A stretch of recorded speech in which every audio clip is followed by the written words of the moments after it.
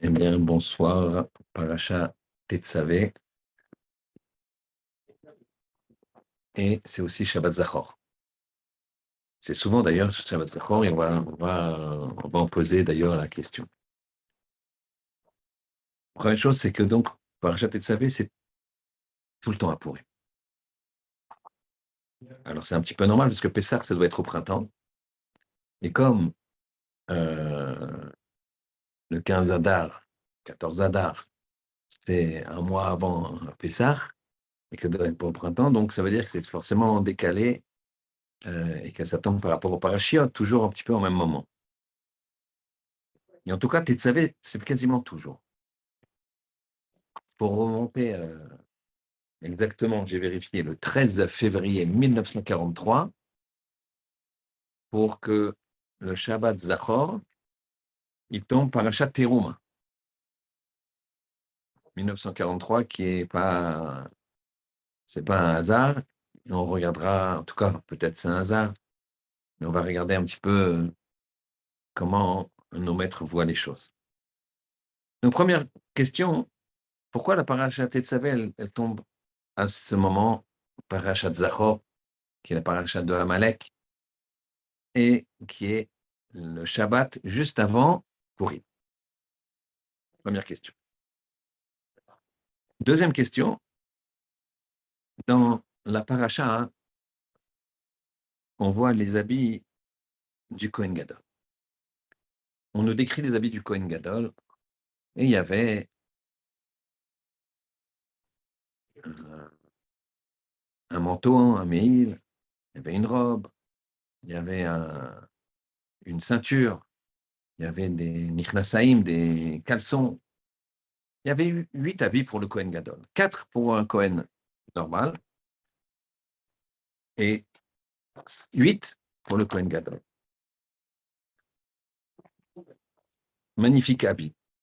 Maintenant, ces habits-là, nous dit la Torah, ils faisaient expiation pour le peuple. C'est-à-dire que quand le Kohen Gadol y mettait un certain type d'habit, alors ça faisait expiation pour le peuple entièrement, pour le peuple entièrement, ça faisait expiation, et chaque partie du vêtement, enfin chaque type de vêtement, faisait expier un certain domaine. Par exemple, les michnasaïm, on peut comprendre, les pantalons, les caleçons, ça expiait les problèmes de mœurs. Quelqu'un qui est problème de mœurs, on peut bien comprendre, puisque c'est la partie basse du corps. Le tzitz, au contraire, le tzitz, il y avait marqué, c'était un bandeau en or, sur lequel il y a marqué Kodesh Lachem, saint pour Akadosh Baruch Hu.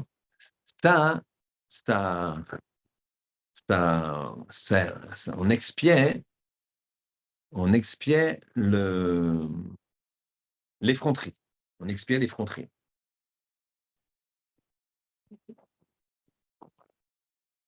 On le comprend aussi. En tout cas, on comprend que ça représente l'effronterie, puisque on avait, c'est sur le front, et le front, c'est effronterie, comme le dit même en français. C'est quand tu lèves ta tête comme ça et tu montes beaucoup ton front. C'est une effronterie, c'est une chutzpah. Très bien.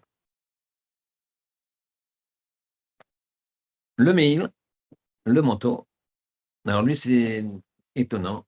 Le manteau, lui, il expiait ce qu'on appelle le lashon hara.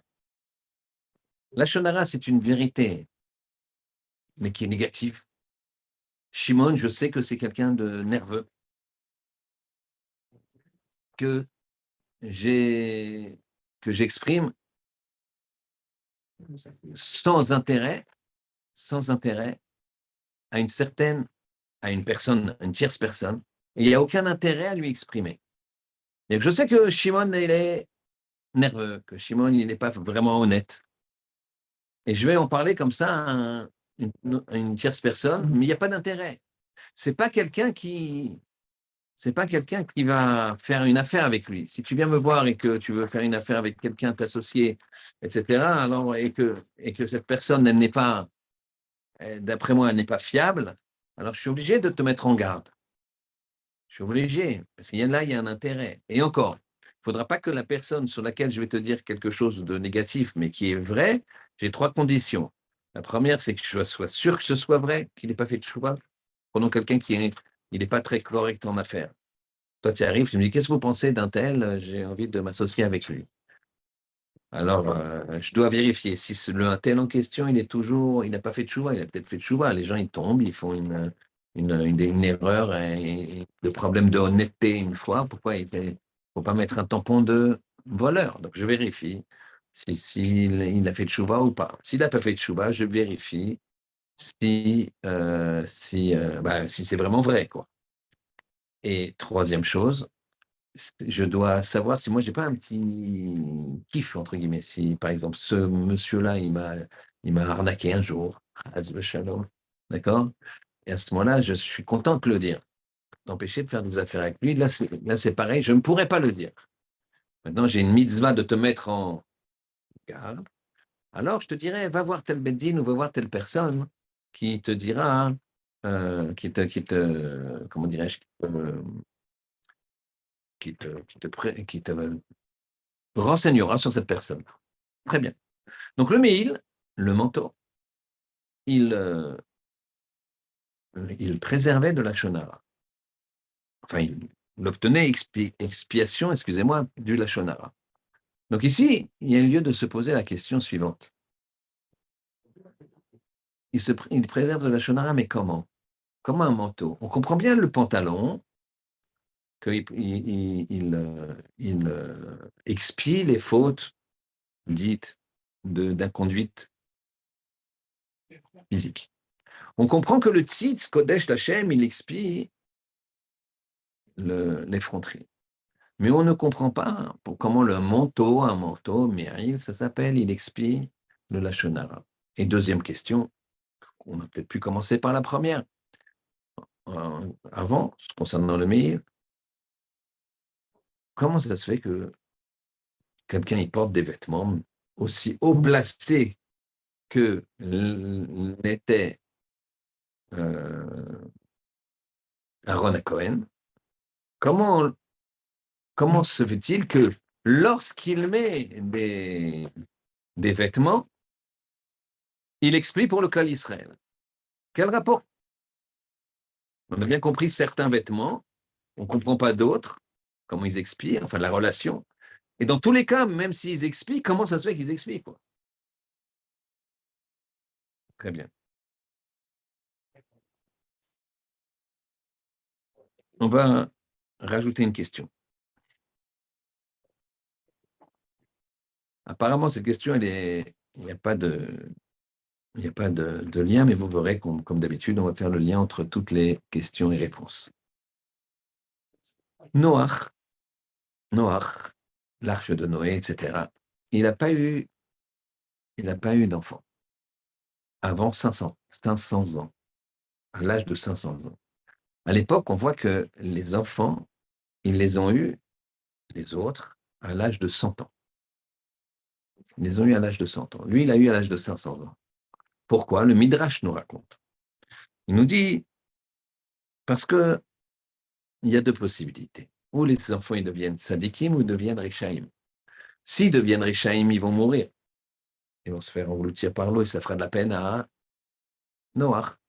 S'ils deviennent sadikim, faudrait à ce moment-là qu'ils vont construire une arche. Chacun il va construire son arche. Et donc, chacun devrait construire son arche et c'est Noach qui le fera. Donc, ça lui fera au lieu d'une seule arche à construire, ça sera plusieurs arches. Après, on verra que tout s'est condensé dans une énorme arche.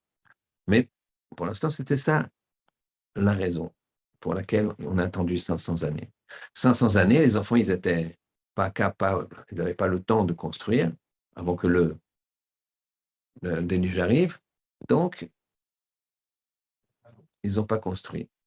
C'est Noir qui a construit. Mais pourquoi? Ils pouvaient construire plus vite. Pourquoi pourquoi on n'a pas voulu que les enfants ils construisent leur propre arche? 4e question, encore qui est dans un autre sujet avec un autre très grand homme, David Ameller. David Ameller, il n'a pas construit le Beth Amikdash. David Ameller, encore une fois, je vous regardez la série de 22 épisodes, si je me rappelle bien, que j'ai fait là sur Torah Box. Vous devez trouver ça facilement. Donc, il n'a pas fauté du tout. Et on regardera ça tout à l'heure un petit peu à la fin avec la Gemara. On verra quelque chose de noir sur blanc. Il n'a pas fauté du tout.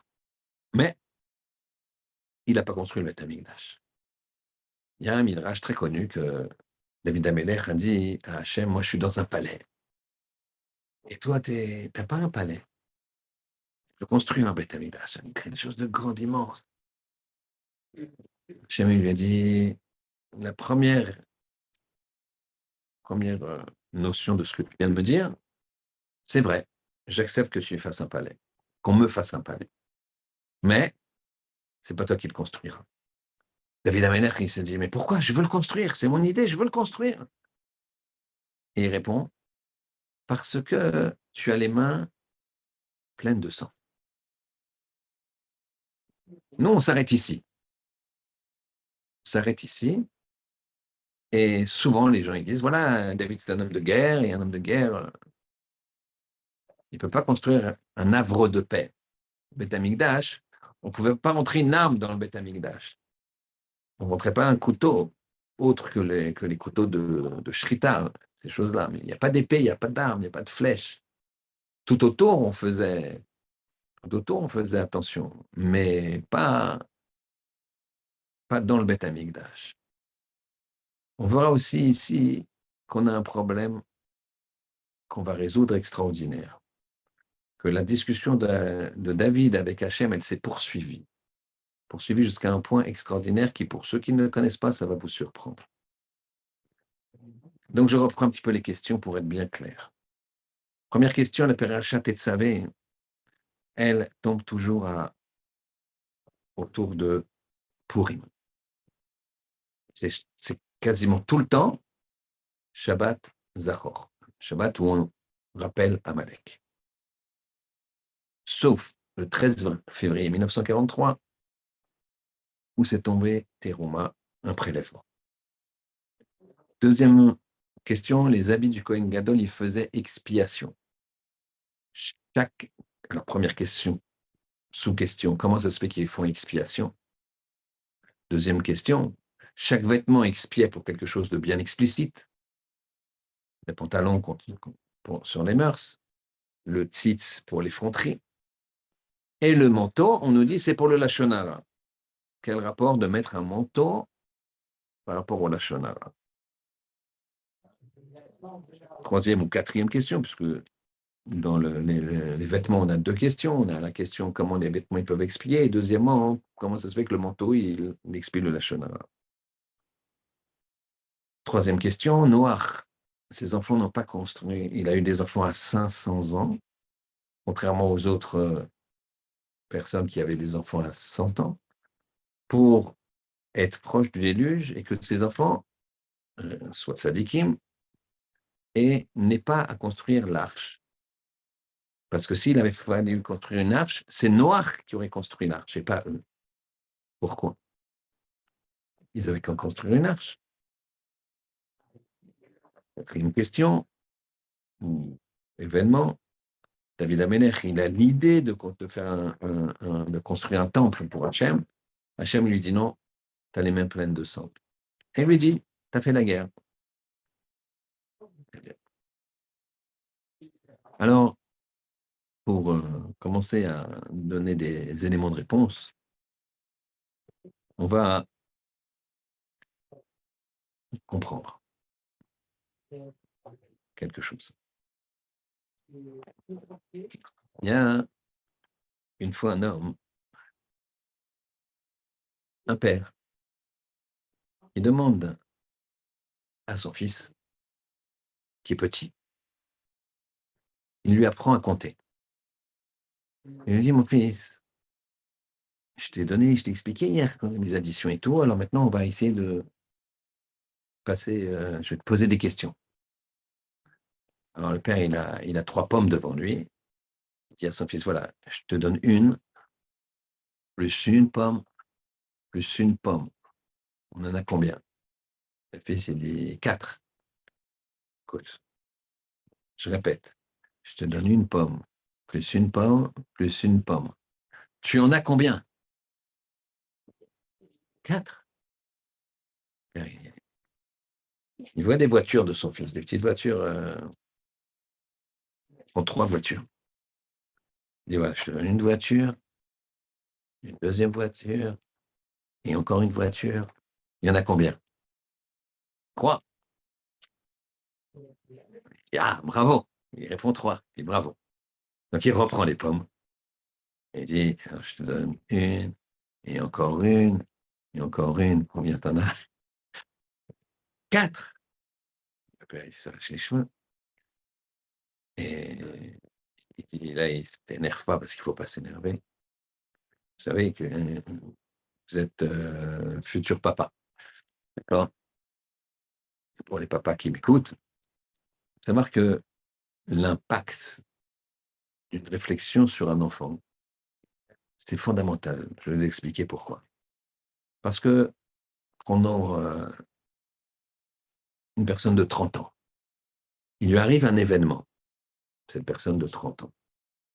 Cet événement, il dure 15 minutes. C'est 15 minutes sur 30 ans. On est d'accord? La proportion, même si c'est désagréable, ça reste 15 minutes sur 30 ans. Ce qui fait que c'est pondéré. Pour ça, c'est ce qu'on appelle l'expérience. Quand on a 60, ça fait 15 minutes sur 60 ans, donc tu relativises encore plus. Alors qu'un enfant qui a 6 ans, 7 ans, 8 ans, 15 minutes pour lui, proportionnellement, c'est beaucoup par rapport à ce qu'il a vécu. Donc, il faut savoir que faut faire très, très attention avec les enfants. Ah, je lui ai fait une petite réflexion, il s'est vexé.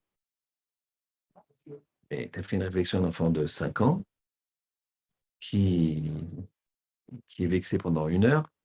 1 heure dans la vie de quelqu'un qui n'a vécu pour l'instant que 5 ans, c'est énorme. C'est pas 1 heure, toi, qui est le père qui a 45 ans. Ça va, il ne faut pas en faire un fromage. Pour toi, peut-être. Pour lui, non. Alors, c'est une parenthèse, puisqu'on parlait de l'enfant. Donc, on répète. L'enfant, il dit à son père, pour les pommes, alors que son père lui donne 3 pommes, il dit, j'en ai 4. Alors, le père, il lui dit, je ne comprends pas. Je t'ai donné là les 3 voitures. Quand je t'ai donné les 3 voitures, tu m'as dit, j'ai 3. 3 voitures. Maintenant, je te donne 3 pommes, tu me dis, enfin, il ne disait pas le chiffre toi, je te donne une, plus une, plus une, tu me dis 4. Je te dis, combien tu en as? Et tu me dis 4. Et là, extraordinaire, l'enfant, il sort une pomme de sa poche, il dit, ben, j'en ai 4, papa, regarde. J'en avais déjà une que maman m'a donnée. Quel rapport avec nos questions? Quel rapport avec nos questions?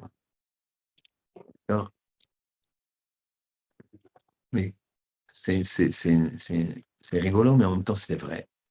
C'est-à-dire qu'il faut faire très attention quand il y a une discussion entre 2 personnes. Parfois, tu discutes et on ne parle pas de la même chose.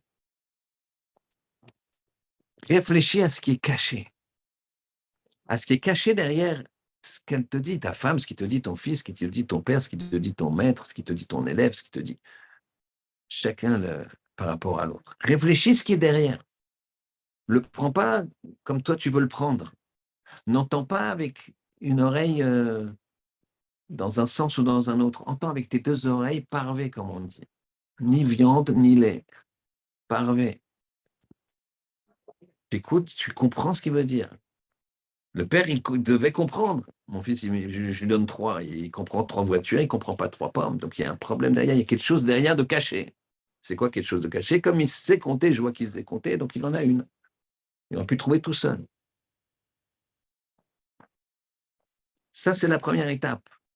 Parce que tout ce qui est pourim, tout ce qui est parachaté de savé, tout est caché. pour ça qu'il faut apprendre à regarder le secret, découvrir le secret qui est en soi, qui est en l'autre, qui est dans les éléments. Par exemple, vous savez, il n'y a pas une fois le mot de Moshe Rabbeinu. Le Midrash nous dit que parce que Moshe Rabbeinu, au moment du Vaudor, il a dit Hachem, efface-moi de ce livre si tu te sépares de ce peuple. Hachem, il ne s'est pas séparé du peuple, mais comme Moshe, il a parlé, alors il a effacé de ce livre. Tetzavé. Très bien. Mais en même temps, il y a un paradoxe, messieurs. C'est que Moshe, il est ultra présent. Véasita et tu feras, Véasita et tu feras, il s'adresse à lui grave. Donc on ne le cite pas, certes, mais il est ultra présent. C'est une paracha où on s'adresse quasiment à lui tout le temps. Dans d'autres parachiotes, on a des breaks, on s'adresse à... Là, c'était lui la star, mais il est caché. La même chose, on va lire la Mégillah Esther lundi soir, si Dieu veut, et mardi matin. Esther, c'est caché. D'ailleurs, ce mot Esther, c'est caché, puisque les astir, sauter, tout ça, c'est la racine de caché. Astir, c'est caché, sauter, c'est enfoui, etc. Ça veut dire caché. C'est-à-dire que Hachem, il n'est pas une seule fois dans la Megillah d'Esther. C'est-à-dire qu'ici, tu dois regarder, tu vas avoir la capacité d'ouvrir les yeux pour regarder ce qui est caché. Parce que ce qui est caché, c'est ça qui va te faire grandir. Et des fois, c'est très peu caché. Mais c'est pas ce que tu vois. C'est pas ce que tu comprends.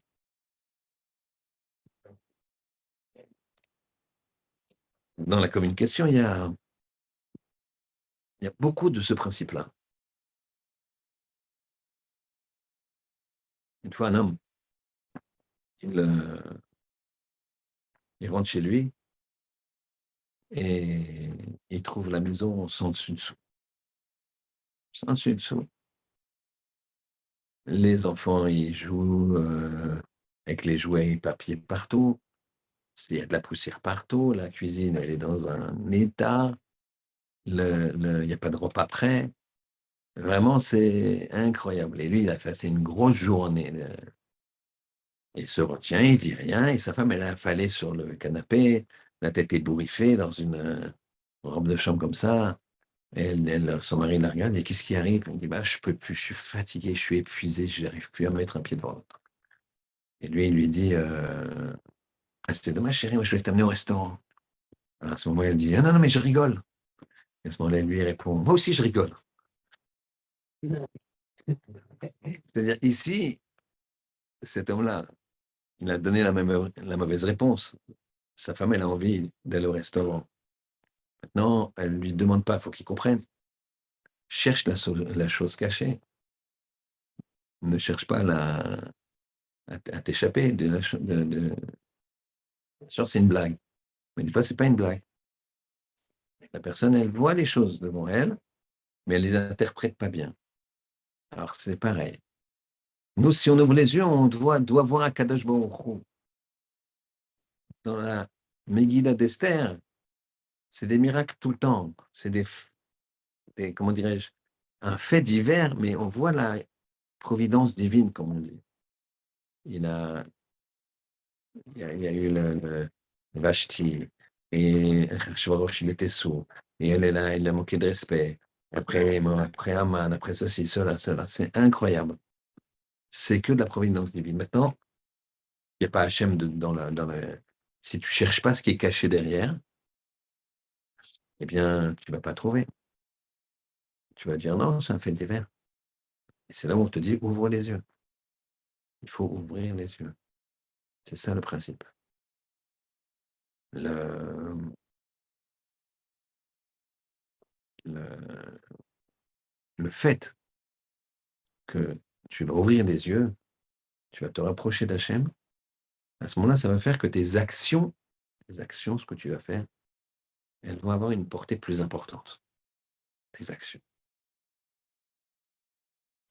Et là, on va commencer à essayer de comprendre Noach et David. quand tu regardes ce qui est caché, alors tu cherches, tu es un chercheur. Marqué dans la Gemara que celui qui étudie la nuit, eh bien, il a un chut shel chesed le jour. Il a un fil une aura de bonté, de chen, il a de la grâce la journée, celui qui étudie la nuit. Alors on va dire, mais celui qui étudie toute la journée, tout, et qui il prend son dîner, il s'endort, alors lui, rien. Il dit non, parce que celui qui étudie la nuit, c'est quelqu'un qui est passionné. C'est quelqu'un qui va chercher au-delà. C'est quelqu'un que quand il rentre chez lui, qu'il travaille ou qu'il soit au collège, l'un ou l'autre. Il faut travailler. Il y a des gens qui travaillent, des gens qui étudient toute la journée, il y a des gens qui étudient à mi-temps, il y a des gens qui étudient presque pas, ils n'ont pas le temps. Mais quand il rentre chez lui le soir, s'il étudie, s'il regarde, il sort un livre, à ce moment-là, ça veut dire qu'il cherche la chose cachée. Il ne cherche pas s'abrutir par des séries ou je ne sais quoi. Je ne sais quoi. Attention, que je sois clair ici, quelqu'un qui est habitué à regarder 4 séries ou 5 séries par soir, je ne sais pas quoi, il paraît qu'il y a des records, d'accord. Bon, bah, s'il arrête d'un seul coup, normalement, c'est des choses qui ne sont pas bien, parce qu'il y a des choses, on voit des choses qui ne sont pas tsniout, qui ne sont pas pudiques. C'est la violence, c'est pas beau de voir la violence, d'accord. Quelqu'un m'a dit récemment qu'il avait sur son portable une vidéo vraie, une vidéo qui avait circulé et qui avait disparu au temps de l'EI, d'une décapitation, quoi, de l'État islamique, en 2017 ou 2018, je ne sais plus. Dans l'État islamique, il a une décapitation. Il me dit, je lui dis, t'as ça dans ton. Il dit, ouais, vous voulez voir? Je lui dis, je t'en supplie, moi, déjà voir quelqu'un qui donne une gifle à un autre, c'est un acte de violence qui devrait heurter. Vous voyez, je ne parle pas d'un garçon on va dire, qui est dévié du chemin. Je parle d'un garçon très très bien, qui fait des études, qui très très bien. Et regardez ce que ça peut. Il faut chercher Hachem. C'est pas là où on va le trouver. C'est pas dans les séries. On va chercher Hachem dans l'autre. On va chercher Hachem dans l'amour de l'autre et dans la vérité. Et on va voir ça et on va commencer à comprendre. D'abord, on finit ici. Quand un homme, il s'élève, il cherche Hachem, alors sa construction, ce qu'il va faire de ses mains, ça va avoir une force extraordinaire. Noach, ce n'est pas ses enfants qui ont construit la Théba. Parce que si ses enfants, ils avaient construit la Théba, eh bien, elle n'aurait pas pu résister au vent, aux intempéries. Elle aurait coulé. Vous voyez, la Théba, elle était plate. Il n'y avait pas une coque comme ça, comme un bateau. C'était plat. Et c'était lourd. Normalement, ça s'enfonce. Mais c'est Noach qui l'a fait. Elle avait une force particulière. Pourquoi? Parce que c'est Noach. C'est un homme de grand niveau qui l'a construit. Et si les enfants l'avaient fait, elle aurait été détruite. C'est pour ça qu'ils sont nés bien plus tard que ce qu'ils auraient dû naître. David Ameller, c'est la même chose. Akadosh Baruch Hu, il lui dit, tu ne vas pas construire le temple. Mais pourquoi? Pourquoi, Hachem? Je brûle pour toi. J'existe pas. Il n'y a que toi. Il dit parce que tu as les mains pleines de sang. Ça, c'était le texte vraiment. Tu as fait des guerres. Et là, il y a la suite du dialogue, mais que les gens ne connaissent pas. Les gens ils disent, bon, David, c'est un homme de guerre, point. Pas du tout. David dit, mais Hachem, les guerres, où je les ai faites pour toi, c'est-à-dire des guerres de conquête, que des Urim et Tumim, les pierres du pectoral, comme on voit dans le parachat Tetzavé. J'ai interrogé, ils m'ont dit, il faut y aller. Ou bien, c'était des guerres de conquête, certes, mais pour que le peuple puisse vivre. C'était espace vital. Mais un vrai espace vital, pas celui des marchés modes, ce qu'on a entendu. C'est pas étonnant non plus qu'eux, ils aient étudié ça. La fête de Purim et les nazis, c'est Amalek. Donc c'est très très lié, il y a beaucoup de ressemblances. Mais dans le sens contraire. Un fourba. Ils ont pris espace vital de David, c'est un vrai espace vital. Et lui, c'était pas pour détruire, lui, c'était pour conquérir et pas détruire les autres, mais conquérir des terres. Donc, je l'ai fait que pour toi, Hachem. Et plus que ça, je me suis retenu de toute réaction. Un homme, quand il gagne à la guerre, c'est un état second. C'est un état second. Vous voyez bien que l'homme, il a en lui ce qu'on appelle une mida de Ashrata. Ashrata, ça veut dire de destruction. Cette mida-là, cette mida de destruction qu'on a en nous, on doit l'avoir contre nous-mêmes, c'est-à-dire contre le Yetzer Hara qui est en nous. Pour ça qu'Hachem, il a mis cette mida de Ashrata. Maintenant, vous voyez bien que cette mida de Ashrata, elle est souvent orientée malheureusement vers l'autre. Ça, est-ce que pour une place de parking, le gars, il peut tuer l'autre. Mida de Ashrata. D'accord? On voit bien la haine qu'il y a, même dans les jeux, football ou je ne sais pas quoi, ils se détestent. Pourquoi? Je veux gagner, je veux t'avoir. C'est une mida de Ashrata qui surgit. Et donc, quand il y a la guerre, cette mida de Ashrata, elle est. Parce qu'en plus, le gars en face, il veut ma peau. Donc, c'est lui ou moi, donc j'y vais. Donc, quand il y a cette mida de Ashrata, il y a souvent des exactions. Parce que là, on est hors de nous, entre guillemets. Je je ne cautionne pas, je vous analyse. Chez les Juifs, il n'y a pas ça. On se maîtrise. Mais celui qui se maîtrisait le plus, pas la moindre pensée, pas le moindre énervement, pas la moindre volonté de. Et pas la moindre joie d'avoir explosé toutes les armées en face, David. Il fait la mitzvah, il fait la mitzvah, il se maîtrise complètement. Donc il dit Hachem, mais c'est que ce sang-là, je l'ai apporté pour toi. Car rêve, j'ai rapproché de toi, j'ai fait un korban, c'est un korban ça. Il n'y a pas plus grand korban que ce que j'ai fait. Hachem me dit, c'est vrai, bien sûr. Mais c'est pour ça que tu ne peux pas construire le temple. Je ne comprends pas. Dis pas ce que je vais t'expliquer. Dans mon monde, tout est en dualité. Bereshit, c'est le bête, c'est une dualité. Et donc, tu sais très bien, David, que si un homme il est à plus 1000, c'est qu'il pouvait être à moins 1000. C'est sûr. Peut-être qu'il peut aller à plus 2000. Mais en tout cas, s'il est arrivé à plus 1000, il peut être à moins 1000. C'est propre. Maintenant, un homme qui construit quelque chose et qui a plus 1000, eh bien, ce qu'il a construit aurait une valeur de 1000. Pour détruire cette chose qui a plus 1000, il faut que, autour de cet élément, les gens ils soient à moins 1000. Sinon, ils ne peuvent pas détruire cette chose. Or, toi, si tu construis le Beth Amikdash, tu seras tellement haut, que tu es tellement haut, pardon, que ce Beth Amikdash, il sera très haut. Il a la valeur de ta création.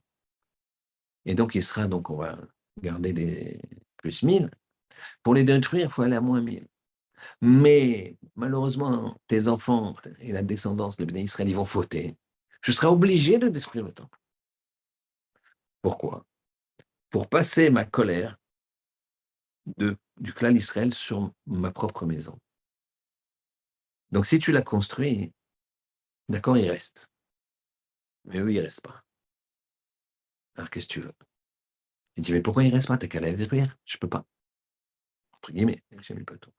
Parce qu'il sera à plus 1000. Et à cette époque-là, le maximum auquel peut arriver un homme, c'est à plus 800. Et le clan d'Israël, à ce moment-là, il serait arrivé à moins 800. Donc, je ne peux pas, avec moins 800, détruire quelque chose de 1000. C'est comme ça que j'ai créé le monde. La dualité parfaite. Donc, si tu construis le temple, il est indestructible. C'est pour ça que les fondations sont toujours là, parce qu'il a dit, mais je veux. Hachem, il a dit, tu fais les fondations. On voit encore, qu'on visite et tout. Ça existe encore. C'est David qui les a construits. Le reste, terminé. Donc, qu'est-ce qu'on voit ici? Qu'un homme, il dépend de ses actions. Et que les actions d'une personne dépendent de la personne. Plus la personne est haute, plus les actions, elles sont hautes, hautes, hautes, hautes. Et on commence à essayer de comprendre.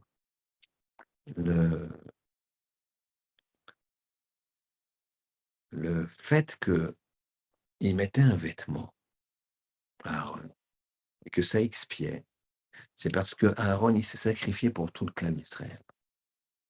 Pendant la paracha du veau d'or, il a accepté de se laisser tuer plutôt que de les aider. Dans un premier temps, il a dit, ils vont venir, les gens ils veulent faire le veau d'or, je vais me laisser tuer. Pas grave, Kiddush Hashem, magnifique, je suis très haut là-haut. C'est pas comme nous, c'est des niveaux où on ne peut pas comprendre. Rabbi Akiba, quand il se faisait dépecer, et Talmidim, ils tremblaient, Rabbi, Rabbi, il dit, Shema Israël. Et jusqu'à là, il dit, mais toute ma vie, j'ai attendu, Ve'afta et Hashem Elokecha bechol levavcha, de tout ton Yetzera, tov Yetzerara, ufron nafshecha, bechol levavcha, ufron nafshecha. Toute ta vie.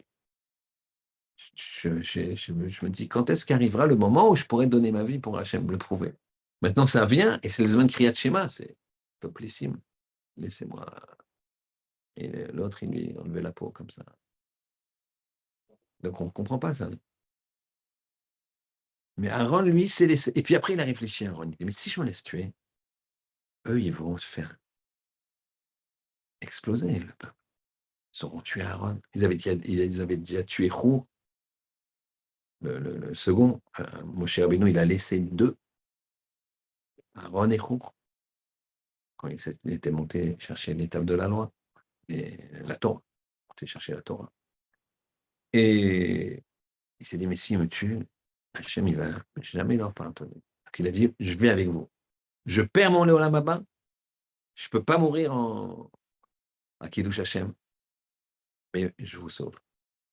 Hachem, il dit, à ce point-là, maintenant, tu t'es élevé avec cette action que tu as faite. Quand tu mettras des vêtements, ils prendront une autre dimension. Tu pourras expier pour eux. Comprends maintenant mieux comment les vêtements, à l'instar des actions qu'on fait, quand c'est un homme très, très, très grand, ben, ces vêtements, ils ont un impact. Et comme lui, il s'est sacrifié pour le peuple, alors il y a le peuple d'un côté, il y a Aaron de l'autre. Il est capable d'expier pour le peuple. Et avec ses vêtements, parce que lui, il a ses actions qu'elles sont entre elles.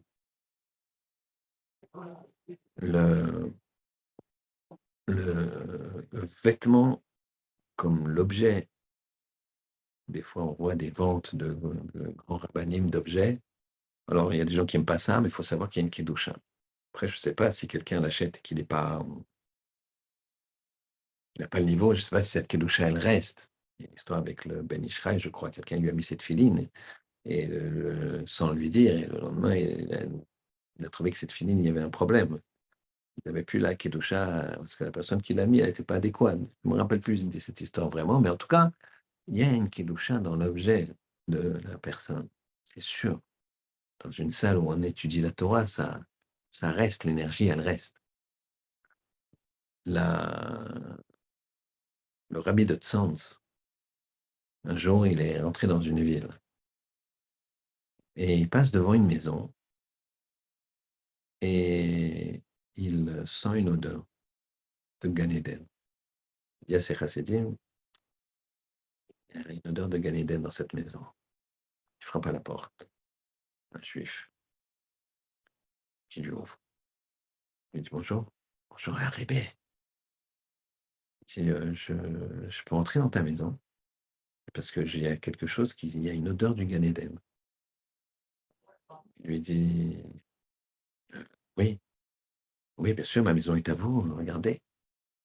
Le rabbi de Tzanz, il s'approche d'une armoire et dans l'armoire, il y a des vêtements. Il y a un petit vêtement un petit peu noir comme ça, une manche comme ça qui dépasse.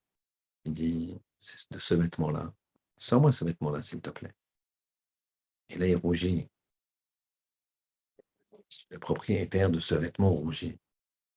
Baisse les yeux et dit, mais sors-le-moi, s'il te plaît. Ce vêtement, il sent l'odeur du Gan Eden. Il lui sort, c'était une soutane. Est-ce que c'est une soutane? C'est l'habit des curés.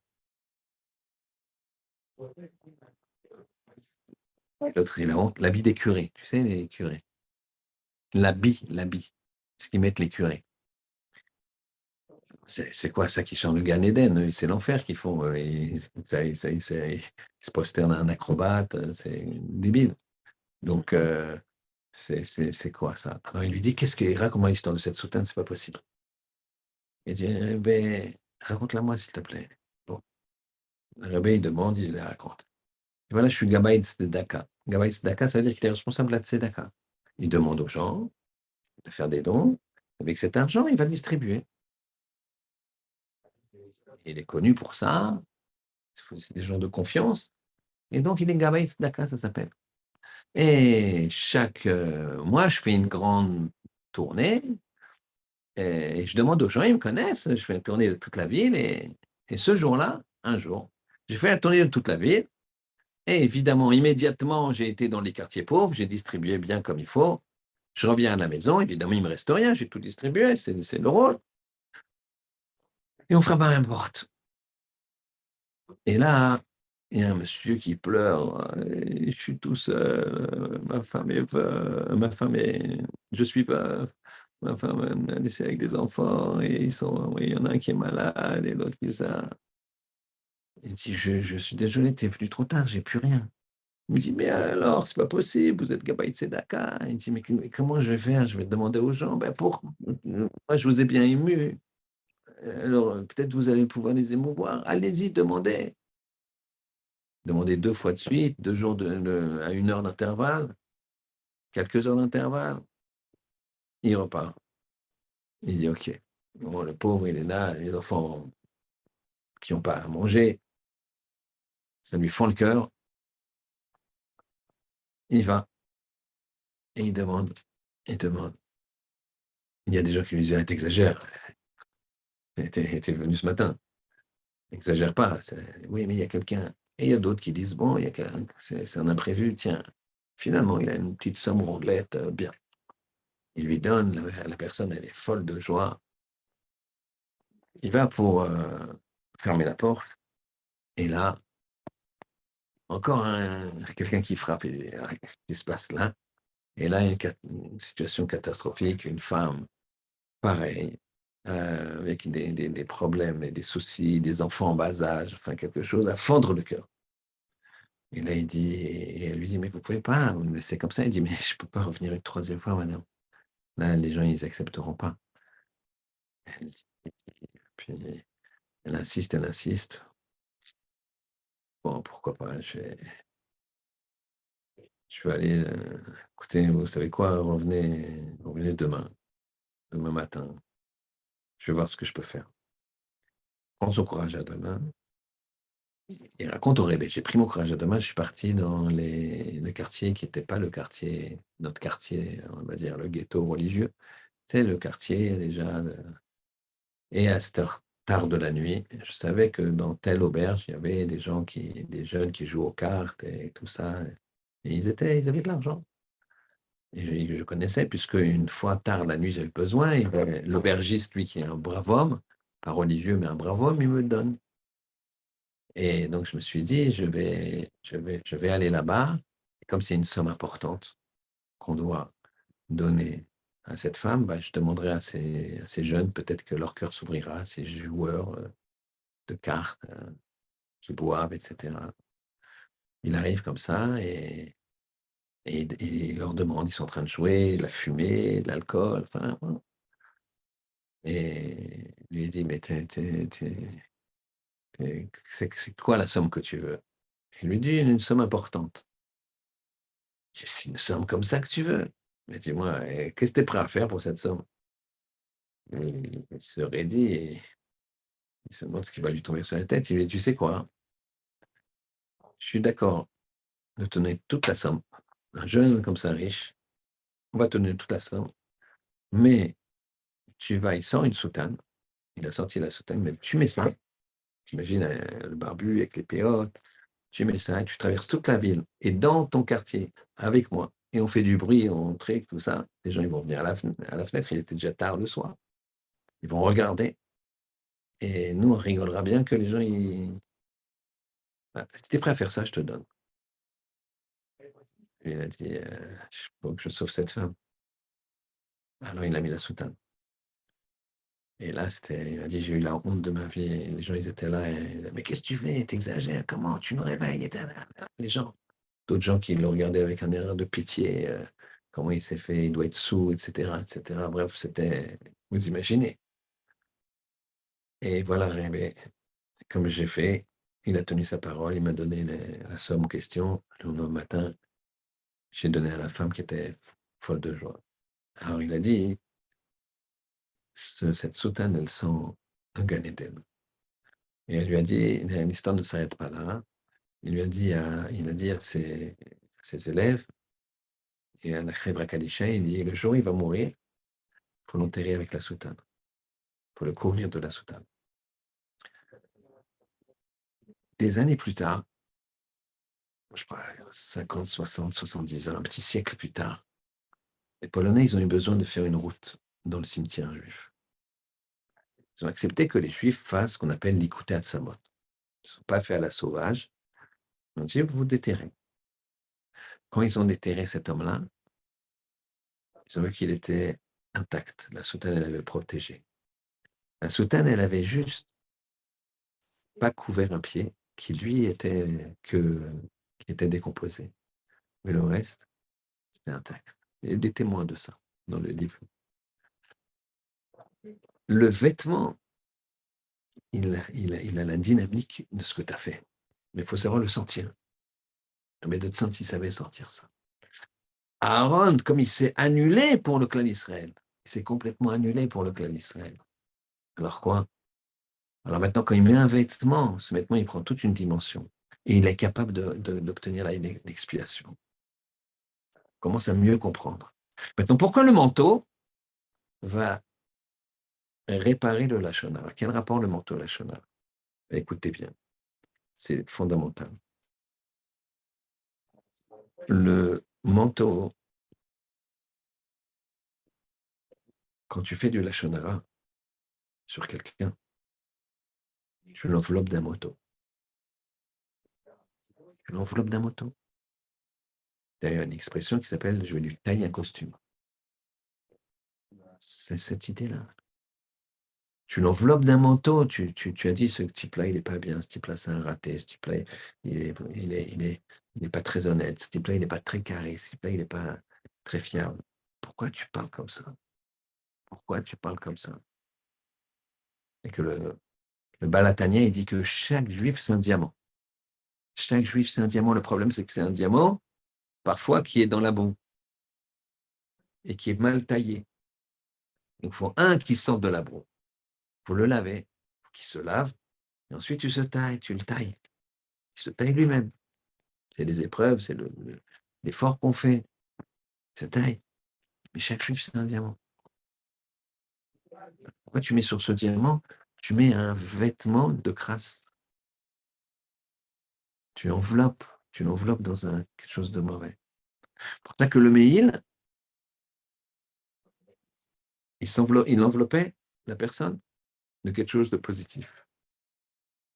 Il montrait même le Méhil comment, dans sa confection, il montrait même le Méhil comment il fallait se protéger du Lachon Hara. Pourquoi? Parce qu'il était doublé. Il y avait une doublure tout le long du Méhil. Tout le long du Méhil. Pour dire que, qu'est-ce que tu dois faire quand tu as envie de faire de Lachon Hara? Tu fais ça. Tu doubles les lèvres. Là, je ne peux pas parler. Tu doubles les lèvres. Tu fais un ourlet. Comme ça, c'est pour ça que le Méhil, il avait une doublure. Ça, c'est le principe. Donc là, on comprend bien. On comprend bien comment le manteau, il peut, comment dirais-je, expier le Lachon Hara. Dernière idée avant de conclure, c'est la suivante. Mais Aaron, c'est vrai qu'il s'est sacrifié une fois. Mais comment je peux faire une liaison directe entre lui et le clan d'Israël? savez, il ne vaut rien, pour lui, il ne vaut rien par rapport à Israël, comme Moshe. Moshe, c'est encore plus qu'Aaron. Tu mets tout le cas Israël d'un côté, tu mets Moshe de l'autre, c'est pareil. Pourquoi? Parce que Moshe, il s'annulait pour le moindre juif. Donc finalement, il pèse comme lui, puisqu'il ne se heurte pas. Il n'y a pas de. Parce que Rabotai, Adam, nous, on est tous le Neshama d'Adam Arishon. Adam Arishon, il avait une Neshama. Cette Neshama, d'un certain niveau, elle a explosé. Et donc, nous, on est une partie de Neshama. C'est-à-dire que chaque juif, pourquoi c'est ton frère? Pourquoi on est à Révim, les Élazés? Pourquoi on est garant l'un de l'autre? Parce qu'on est la même personne. Au départ, si tu remontes, il y a Adam Arishon. Et donc, c'est pour ça que tu influes sur l'autre. Tu influes sur l'autre. C'est pour ça que ceux qui ont l'habitude d'être chiots, ils savent, ils ont déjà entendu dans la Gemara Kiddushin, Daf Mem Amud Aleph, que un homme doit se considérer tout le temps comme moitié zakai, moitié kit, moitié chayav, moitié coupable. S'il fait une mitzvah, il tombe du bon côté. S'il fait une avéra, il tombe de l'autre. À contrario, ou dans le même sens plutôt, un homme, il doit considérer que le monde entier, il est comme ça. Il y a une balance du monde entier. Hachem, il ne sait pas ce qu'il va faire dans le monde. Il déclenche une guerre, il déclenche ça, il déclenche, je ne sais pas.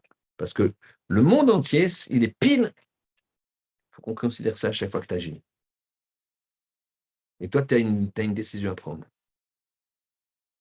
D'accord? Tu vas voir Ginette ou tu ne veux pas la voir? D'accord? Tu tapes dans la caisse du patron ou tu ne tapes pas dans la caisse du patron?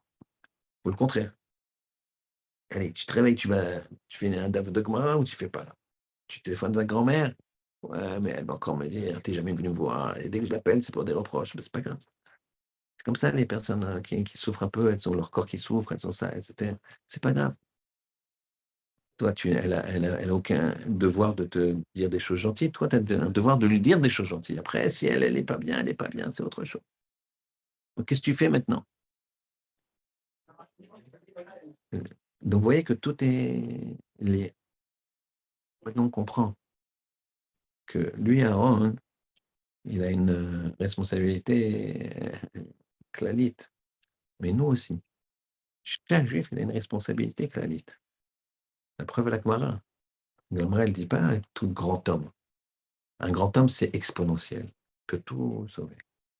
Mais nous, on nous dit, si tu fais une avéra, ça bascule. Si tu fais une mitzvah, ça bascule. Considère à tout moment que c'est comme ça.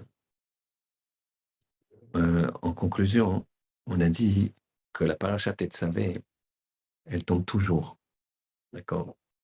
Ce que je vous dis, c'est, je l'ai entendu, je le prends avec des pincettes, ou prenez-le avec des pincettes, parce que tout ce qui touche la Shoah, c'est compliqué. Et 1943, c'est en 1943, au milieu de la guerre, au milieu de la déportation, en plein, c'était le fond. C'était une catastrophe pour le clan d'Israël. Cette fois-ci, c'est Amalek. On n'est pas dans Tetzavé. On est dans Trouma. Trouma, c'est un prélèvement. Hachem, il l'a prélevé. Ce que tu prélèves, c'est toujours le meilleur. Prélèvement, tu prélèves la chala. Toujours le meilleur. Donc, je vous laisse avec cette idée. C'est pas le moment de faire un shiur sur la Shoah. On verra ça au moment de Tisha B'Av. Peut-être, et un shiur, c'est un grand mot, c'est des sujets très, très compliqués. Mais il faut apprendre à bien regarder. Vous comprenez? Il y a la pomme, elle est dans la poche de l'enfant. D'accord? Les gens, ils disent c'est un carnage, c'est une trauma. C'est une autre façon de voir. Je finirai avec quelque chose, une histoire dans ce sens-là. Il y a un homme, là c'est une histoire, il y a un homme qui sa femme, elle le rend fou, mais vraiment il est déprimé et tout. Il va, il entend qu'il y a un grand kabbaliste qui est à quelques heures de là où il habite. Et il se renseigne, il reçoit, il va voir ce grand kabbaliste et il dit, moi, Rebbe, faut dire, je suis malheureux, ma femme le fait ça, fait ça, fait ça. Rebbe dit, ah bon, ah oui, bon, qu'est-ce que tu veux que je fasse pour toi? Il me dit, Rebbe, je voudrais que vous fassiez une grande, grande, grande malédiction, qu'elle meure. Le Rebbe, il le regarde, il réfléchit, le Rebbe, et puis il dit, tu sais quoi, j'accepte. Mais attention, il y a une condition. Il faut que pendant un mois, puisqu'elle va mourir dans un mois, euh, tu lui fais tout ce qu'elle veut. Tu es gentil avec elle, tu lui fais des cadeaux, tout ce qu'elle veut. Tu rates pas une seule fois. Même si elle t'envoie des scuds, tu rates pas une seule fois. Tu rates un truc, tu dis une réflexion, c'est fini, ça marchera pas. Et il arrive chez lui, il commence à bonjour chérie avec un bouquet de fleurs. Alors évidemment, elle dit qu'est-ce qu'il y a, tu veux te racheter quelque chose là? Qu'est-ce qu'il y a? Tu veux me dire que non, non, chérie, voilà. Mais ne fais pas la vaisselle. Assis-toi, t'as l'air fatigué. La vaisselle. Tac, je te fais couler un petit bain, c'est bien. Tu vas prendre fric, fric. Moi, je vais. Non, mais attends, laisse-moi, tu vas pas te baisser de faire des lits, je vais faire moi. Et puis après, elle rentre de son travail. Elle dit, ah, regarde, je t'ai préparé le repas. Comme ça, un jour, 2 jours, 3 jours, 4 jours, tous les jours avec un petit cadeau. Le Shabbat, là, beau cadeau. Et puis elle, à force pour 1 jour, 2 jours, 3 jours, 4 jours, 10 jours comme ça, sans faillir, ouais, elle devient gentille. Elle commence à rendre les trucs et tout ça. Il commence à se promener, il commence à avoir une complicité. Il se découvre, il se redécouvre. C'est vrai qu'on a, avec notre travail, tout, on a laissé passer le temps. Non, mais chérie, je t'assure, t'es la plus belle, t'es ceci, t'es cela. Ne regrette rien, au contraire, c'est toi qui. Et donc, et puis, il vit sur un nuage comme ça, les deux, comme un bonheur absolu. Puis, à un moment, tout d'un coup, il se rappelle de la Klala, de ce qu'il a dit au Rébé. C'est ça fait 29 jours et demi. Il prend sa voiture, il veut absolument arrêter le Rébé. Il y a des embouteillages et tout.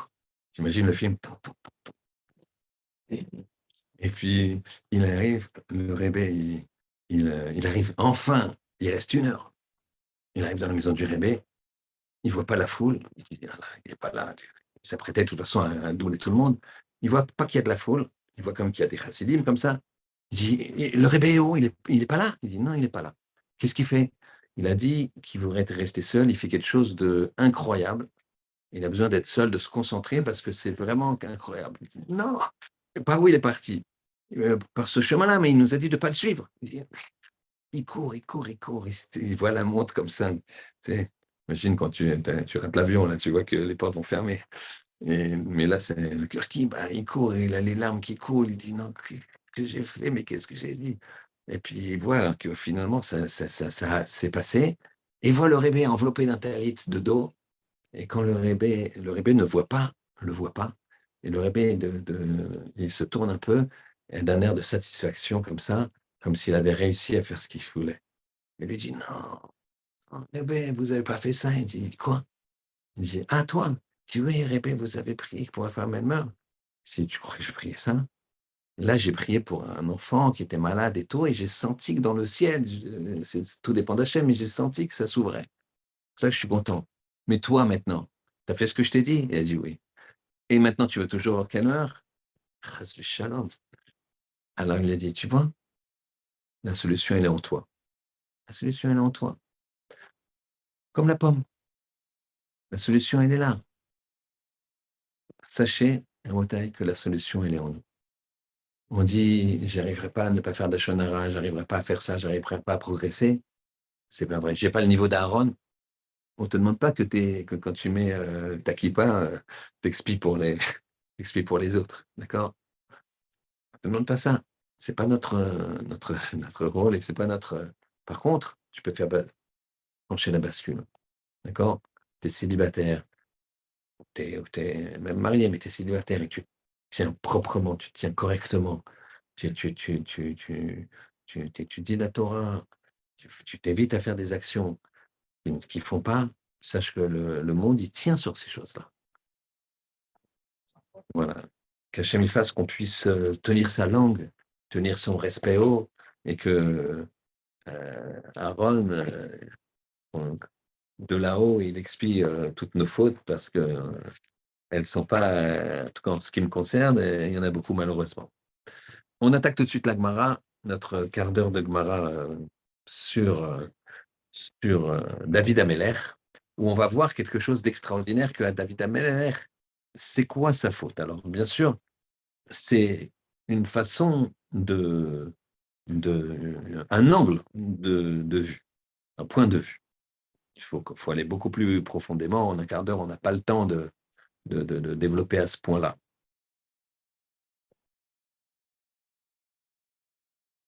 Alors, tout en haut, vous avez la petite marque rouge. Amar Rabbi Yehuda Amar Rav. Il a dit, Yehuda, nom de Rav. Léolam al yavi adam atzmo. Léolam, toujours, al yavi adam atzmo, qu'un homme ne se considère pas, d'accord, ne demande pas, qu'il n'amène pas sur lui exactement, l'idée nisayon, des épreuves, qui ne demande pas des épreuves. Sharé David Melech Israël, car David, le roi d'Israël, evi atzmo l'idée nisayon. Il a demandé sur lui-même des épreuves. Venirchal, il est tombé. Amar lefanav, il a dit devant lui, Ribono Shelola, les initiales, maître du monde. Mipnema omrim Eloke Avram, Eloke Yitzhak, Eloke Yaakov.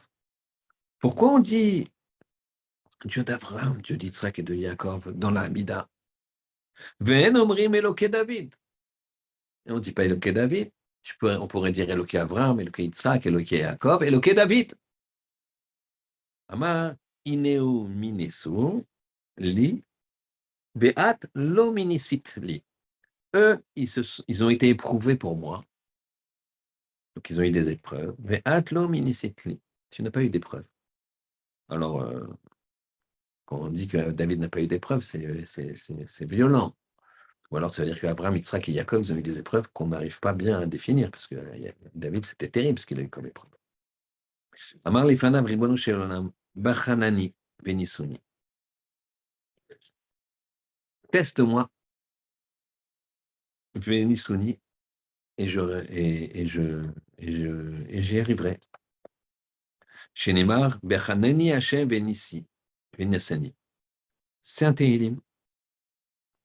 Hachem, teste-moi, Venassani, et je vais réussir l'épreuve. Nassani, ça veut dire je vais réussir. Amar, Minisa Lecha. Je vais te faire une épreuve. Va vidna milta beitra delideo. Et je te ferai une chose que tu ne vas pas savoir. Velo udaitinu.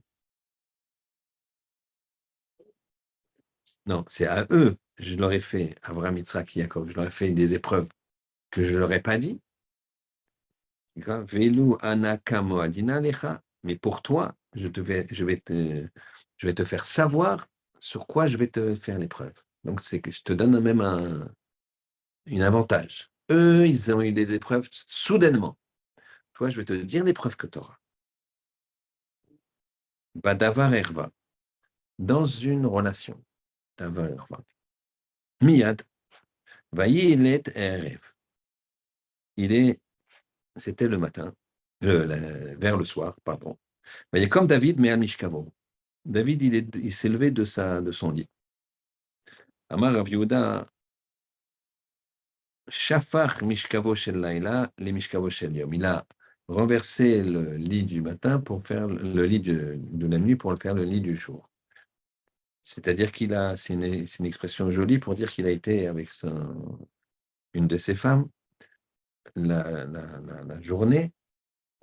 Parce que comme Hachem lui a dit, je vais t'éprouver sur un problème de herva, sur un problème où tu seras attiré par... d'accord. Alors il a été avec, comme ça il s'est dit, ça apaise. Mais Nitalma Mimenu, halacha. Il a oublié une halacha. Et c'est extraordinaire. Il n'y a pas de femme ici. Ever Katan Yesh Badam. Un homme, il a un petit membre. Masbio Rav. Il le rassasie, ça la femme. Marivo, il la femme, ça verra, il le rassasie. C'est-à-dire qu'au contraire, c'est comme, on dirait un muscle. Plus tu le fais travailler, plus il a besoin de travailler. Plus tu le mets au repos, plus il se met au repos. Donc c'est le contraire. Et il a oublié cette halakha. Il est monté sur le toit, Beth Amelech, la maison du roi. Vayarisha, il avait une femme, Rochetzet Me'alagag, qui se lavait au-dessus du toit. Vayarisha Tovat Marimeot, elle était extrêmement belle. Bat Shevaya, Ava, Kachaifa, Resha, elle se lavait les cheveux. Qu'est-ce qui s'est passé? Touti Chalta, sous du sable. C'est-à-dire qu'il n'était pas censé la voir. Ata Satan, le Satan, il est venu. Idmele Ketsiparta. Il s'est fait ressembler à un. Il s'est mis en oiseau. Imagine. C'est science-fiction, quoi. Le Satan s'est mis en oiseau. Patak Begira. Qu'est-ce qu'il a fait? Lui, David Amelech, il savait faire la shrita avec la. On ne fait pas ça, nous. Mais lui, il savait tuer un oiseau et faire la shrita en même temps, avec une flèche. Avec un arc et une flèche. Donc, il a visé l'oiseau.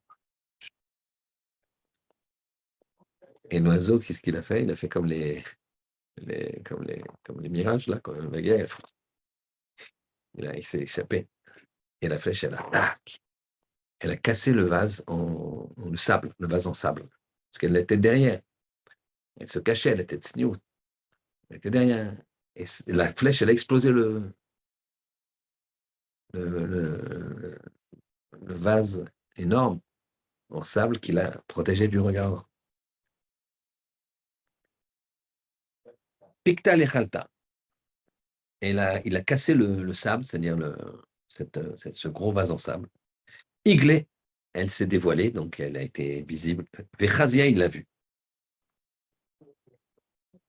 Miyad, immédiatement. Regardez bien le principe de ce qu'elle va dire la Gemara. Vaïshlach David, il a envoyé. Vaïdrosh Lisha, il a demandé qui c'est cette femme. Vayomer alo zo Batsheva Bateliam. C'est Batsheva Bateliam. Eshet Uri Achiti, la femme de Uri Achiti. Ils étaient divorcés, mais on l'appelle comme ça. Parce qu'il était parti à la guerre et Uri Achiti, et en partant à la guerre, on donnait un acte de divorce. Vaïshlach David Malachim, il a envoyé des messagers. Vaïkra, il a pris Vatavo et Lav, elle a été avec lui. Vaïshka Vima, il a dormi avec elle. Mitkadeshet, Mitumata. Elle était Mitkadeshet. Donc il était Kodesh. Mitumata de sa Touma. Très bien. Oui, elle était pure. Elle sortait de son migvé, en fait. Alors, regardez, on va aller un peu plus bas. Il y a les grandes lignes. Et il y a marqué, alors je vais vous dire où c'est. J'aurais dû le mettre en rouge. La lumière rouge. Non, mais je sais qu'il y en a une que je n'ai pas mis en rouge, je sais que je ne l'ai pas mis. Tac, tac, tac, tac, tac, tac, tac, tac. Non. Oui, là, je suis là, mais c'est autre chose. Alors, je vais vous le dire par cœur.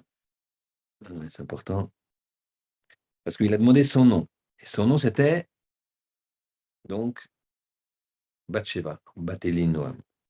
Et il y a marqué, c'est marqué là, j'en suis sûr, c'est marqué qu'elle était destinée à lui depuis les 6 jours de la création. Elle était destinée à lui depuis les 6 jours de la création. Donc c'est pour ça que quand il a su son nom, il dit, c'est elle. C'est là. D'accord? C'est où? C'est quelle ligne? La marque rouge. Ok. Ah ouais, c'est ça. Réouya Bathsheba.